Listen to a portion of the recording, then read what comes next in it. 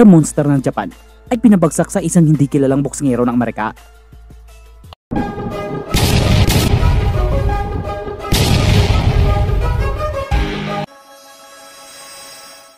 Isang madali ang boxing update sa kakatapos lang nalaban ni The Monster sa Amerika. Sa kakatapos lang nalaban ni Naoya Inoue sa Amerika, ay nakalaban ito ang isang hindi high rated na boksingero sa Amerika na isang hindi all-rounder na boksingero na si Ramon Cardenas. Sa umpisa ng laban ay agresibo agad ang tinaguri ang Monster ng Japan, pero tumatama din ang mga solidong step jab ni Cardenas sa unang round na ito.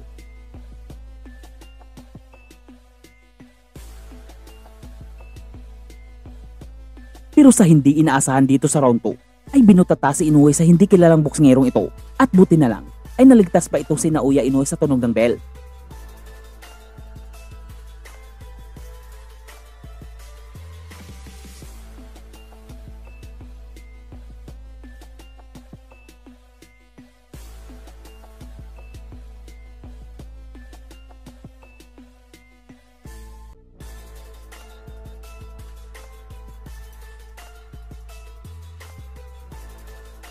Dito sa round 3 ay medyo kabado si Inoue na makipagpalitan ng suntok kay Cardenas na nag-aalangan baka ito pa ay ulit mapuruhan.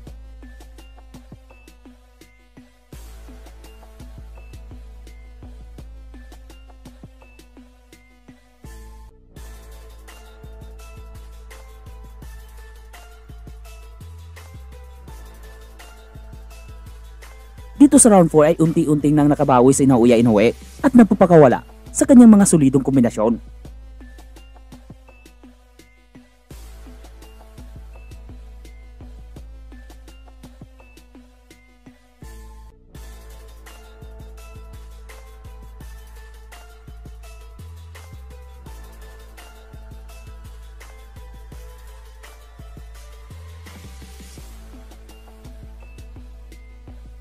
Dito sa round 5 ay tinatamaan na naman si Inoue ng mga solidong power shots ni Cardenas na bahagyang naaalog sa mga banat ng unrated na boksingero.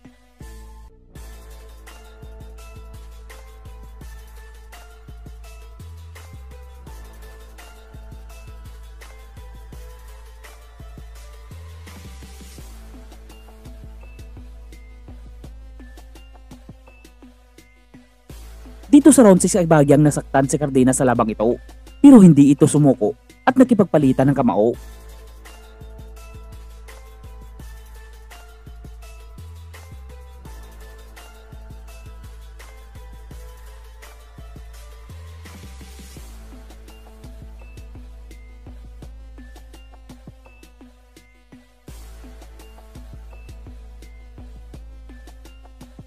Dito sa round 7 ay nasaktan si Cardenas sa round ito, pero agarang itinigil ng madalian ng referee ang laban maski nag-aantay pa itong si Cardenas ng tamang pagkakataon para makakounter. Kaya naman pinanalo ni Naoya Inoue ang labang ito sa isang technical knockout na pagkapanalo.